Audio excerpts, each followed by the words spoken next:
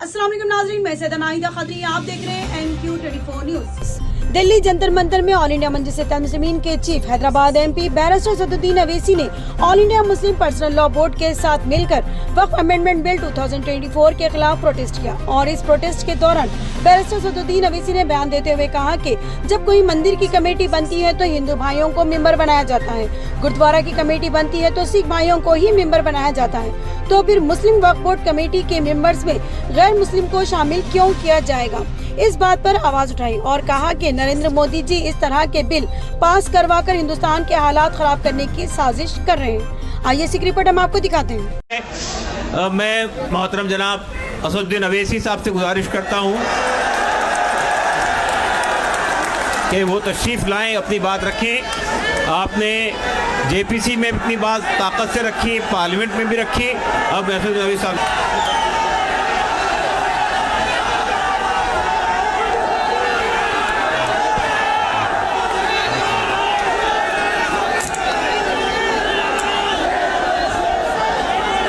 बिस्मिल्लाहिर्रहमानिर्रहीम। अस्सलाम वालेकुम वरहमतुल्लाहि वबरकातुहू। सदर मोहतरम all India Muslim personal law board हज़रत मौलाना खालिद सैफुल्लाह रहमानी साहब शहनशीन व तशरीफ़ फरमा, कौम और मिल्लत के तंजीमों के ज़िम्मेदारान, मेरे साथी अरकान पार्लिमान, दीगर सियासी पार्टी के ज़िम्मेदार, मोअज़्ज़िज़ हाज़रीन इकराम, बुज़ुर्गान कौम और मिल्लत, मैं सिर्फ आपके सामने ये अर्ज़ करना चाह रहा हूँ कि नरेंद्र मोदी की हुकूमत वक्फ बिल को लाकर क़ानून बनाने की जो कोशिशें कर रही है, उनका मकसद एक ही है। वज़ीर आज़म का मकसद एक ही है कि मस्जिद और मंदिर के नाम पर आवाम हमेशा लड़ते रहे, और उस बिल का मकसद ये नहीं है कि वक्फ की जायदादों को मजबूत किया जाए। आप खुद अंदाज़ा लगाइए कि हिंदू धर्म के एक बहुत बड़े ज्यूरिस्ट हैं BK मुखर्जी की किताब में लिखा गया कि हिंदू धर्म में बाय कस्टम बाय यूसेज वो मंदिर की जायदाद बन सकती है। तो नरेंद्र मोदी वक्फ के वक्फ बाय यूज़र को इस तरह से ख़त्म कर रहे हैं कि अगर कोई डिस्प्यूट होगा या गवर्नमेंट प्रॉपर्टी होगी तो वक्फ बाय यूज़र नहीं रहेगा। दिल्ली में 123 वक्फ की जायदादें हैं जिस पर मरकज़ी हुकूमत का कि ये गवर्नमेंट की प्रॉपर्टी है।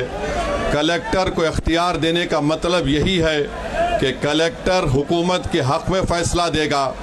जिस मस्जिद के इमाम हमारे भाई मरकज़ी हुकूमत कहती है कि वो गवर्नमेंट की प्रॉपर्टी है, अगर कल खुदा ना खास्ता ये क़ानून बनेगा तो कोई भी जाकर मरकज़ी हुकूमत की तरफ से, दिल्ली सरकार की तरफ से वहाँ पर एक नोटिस लगा देगा कि ये वक्फ की प्रॉपर्टी। हिबा को निकाल रहे हैं, ट्रांसफ़र ऑफ प्रॉपर्टी में हिबा है, मगर कोई गिफ्ट नहीं कर सकता वक्फ की जायदाद को।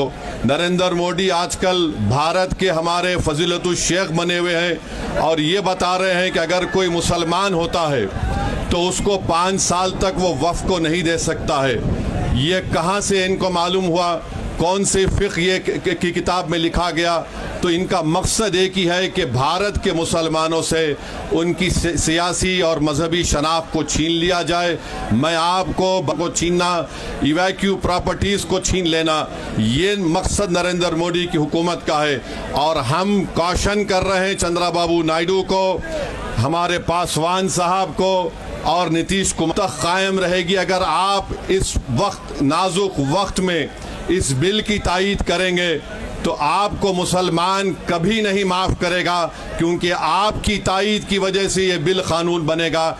इसलिए हम उनसे भी कह रहे हैं कि आप इस गैर अनकॉन्स्टिट्यूशनल बिल की तायीद मत करिए। हमारा मुतालबा सिर्फ यही है, अगर हिंदू धर्म की प्रॉपर्टीज़ में, मंदिरों में, सिखों के गुरुद्वारा में कोई गैर सिख या गैर हिंदू मेंबर नहीं बन सकता तो मुसलमान के इस वक्फ में क्यों बन सकता है। तो ये तमाम चीज़ें हैं, हम उम्मीद करते हैं कि हुकूमत इसका नोटिस लेगी। अगर नरेंद्र मोदी इस मुल्क के अमन को ख़राब करना चाहती हैं, वो मस्जिदों और मंदिरों के झगड़ों में जारी होगी। मैं यहाँ पर शुक्रिया अदा करना चाहूँगा हमारे जॉइंट वर्किंग कमेटी पार्लियामेंट के तमाम अरकान का, और ख़ास तौर से कल्याण बनर्जी साहब का, टीएमसी के राजा साहब का, डीएमके का, हमारे नासिर भाई का और मुहिबुल